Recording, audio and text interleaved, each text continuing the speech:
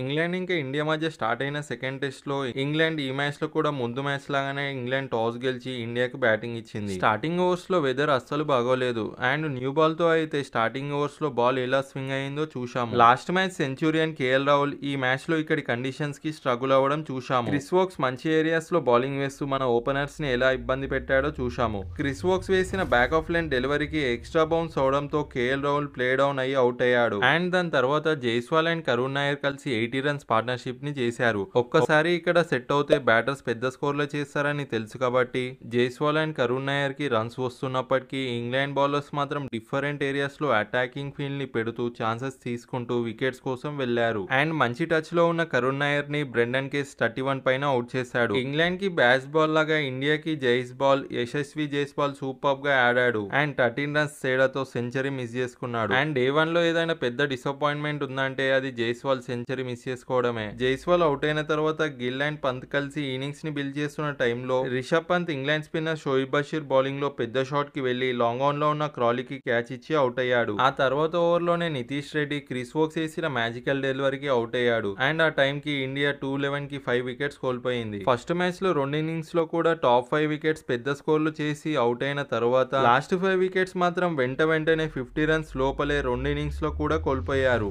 And ఈ match లో 5th wicket పడ్డాక మళ్ళీ అదే రిపీట్ అవుతుందా అనుకున్నాము. కానీ గిల్ అండ్ జడేజా మధ్య 6th వికెట్ కు 99 రన్స్ పార్ట్నర్షిప్ చేశారు. అండ్ స్టిల్ క్రీస్ లో ఉండి డే 1 ను పాజిటివ్ సైన్ తో ఎండ్ చేశారు. ఈ పార్ట్నర్షిప్ ఎంత ఇంపార్టెంటో ఈ మ్యాచ్ ప్రోగ్రెస్ అయ్యే కొద్దీ మనకు తెలుస్తుంది. జడేజా అండ్ గిల్ కలిసి ఈ పార్ట్నర్షిప్ తో స్కోర్ బోర్డ్ ని ఇంకా ముందుకు తీసుకెళ్తూ డే 2 ఫస్ట్ సెషన్ మొత్తం కూడా ఆడడానికి ట్రై చేయాలి. అండ్ వీళ్ళ తర్వాత రికగ్నైజ్డ్ బ్యాటర్ వాషింగ్టన్ సుందర్ మాత్రమే ఉన్నాడు కాబట్టి గిల్ అండ్ జడేజా వీలైనంత వరకు స్కోర్ చేయాలి. అండ్ ఇక డే 1 ఇంగ్లాండ్ 55% గెలిస్తే ఇండియా 45% గెలిచింది. వాషింగ్టన్ సుందర్ ప్లేస్ లో కుల్దీప్ యాదవ్ ప్లేయింగ్ లెవెల్ కి వచ్చుంటే వికెట్ టేకర్ గా ఉండేవాడు. అండ్ ఆ విషయంలో మీరేమనుకుంటున్నారో కామెంట్ లో చెప్పండి. ఈ వీడియోలోని కంటెంట్ నచ్చితే లైక్ చేసి మరింత ఇలాంటి కంటెంట్ కోసం ఛానల్ ని సబ్స్క్రైబ్ చేసుకోండి. And thank you for watching.